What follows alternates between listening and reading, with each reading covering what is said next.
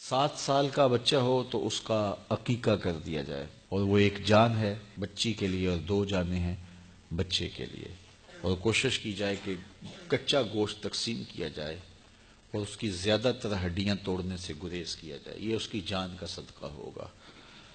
آپ اس کو دعوت کے طور پہ لوگوں کو گھر بلا کر کے بھی کھلا سکتے ہیں، لیکن بہتر یہ ہے کہ اس کو کچا تقسیم کریں۔ یہ صدقہ نافلہ کی طرح ہوتا ہے، قربانی کی گوشت کی طرح، امیر غریب سارے کھا سکتے ہیں۔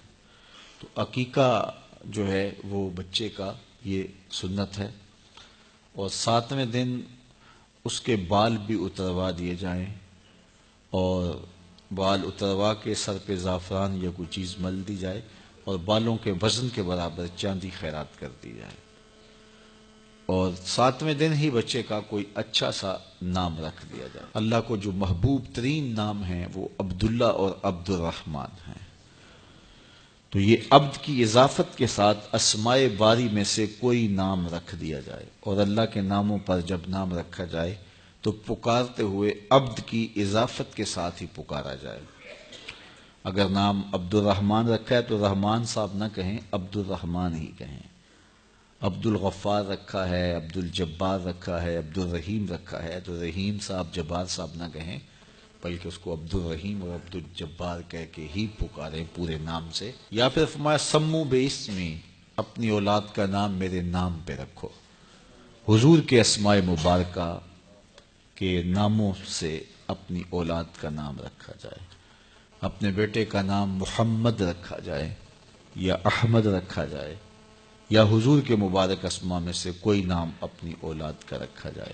اسی طرح اپنی بیٹیوں کے نام حضور کی بیٹیوں کے نام پہ رکھے جائیں، حضور کی ازواج کے نام پہ رکھے جائیں، اور اسی طرح صحابیات کے نام پہ رکھے جائیں۔ تو حضور کے نام پہ اپنی اولاد کا نام رکھو، اور فرمایا کہ جس کا نام تم محمد رکھو یا احمد رکھو اس کی پھر تکریم بھی کرو، اس کی عزت بھی کرو کہ اس کا نام میرے حضور کے نام پہ ہے۔ ایاس کا بیٹا، اس کا نام محمد تھا، اور محمود غزنوی کی وہ خدمت کیا کرتا تھا۔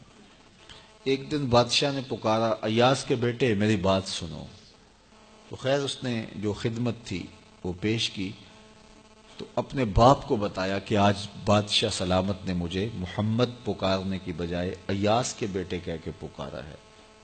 تو جب نام سے ہٹ کے پکارا جائے تو یہ ناراضگی کا اظہار ہوتا ہے۔ تو کہا کہ پتہ نہیں بادشاہ مجھ سے ناراض ہو گئے۔ تو ایاز آیا، ہاتھ باندھ کے عرض کی، بادشاہ سلامت، بیٹے سے کوئی بے ادبی ہو گئی ہے؟ بادشاہ نے کہا کیا ہوا؟ کہا آج اس کو پکارتے ہوئے آپ نے اس کے نام کی بجائے ایاز کے بیٹے کہہ کے پکارا ہے۔ تو بادشاہ سلامت کہنے لگے، میں نے آج تک لفظ محمد بے وضو نہیں کہا، تو آج میرا وضو نہیں تھا، اس لیے پکارنے کے لیے مجھے ایاز کا بیٹا کہنا پڑا۔ علماء نے لکھا ہے جس دسترخوان پہ محمد نام کا بیٹا ہوگا وہاں بے برکتی نہیں آ سکتی، وہاں رحمتوں کا نزول ہوگا۔ یہ آج کل جو رواج ہے کہ اولاد کا ایسا نام رکھا جائے جو منفرد ہو اور آج تک سنا نہ گیا ہو، بعض اوقات لوگوں کو یہ شوق مہمل نام رکھنے پر آمادہ کر دیتا ہے۔ کئی نام ہم سنتے ہیں کہ ان کا کوئی معنی و مطلب ہی نہیں ہوتا، اور وہ بچے کا یا بیٹی کا نام رکھا ہوا ہوتا ہے۔ ایک صاحب نے اپنی بیٹی کا نام رکیبہ رکھا، تو میں نے کہا کہ یہ تم نے کیا نام رکھ لیا؟ رکیب اور رکیبہ تو بڑے معیوب سے لفظ ہیں۔ تو وہ کہنے لگا کہ قرآن میں رکیبہ کا لفظ آتا ہے۔ میں نے کہا وہ کس معنی میں آیا ہے؟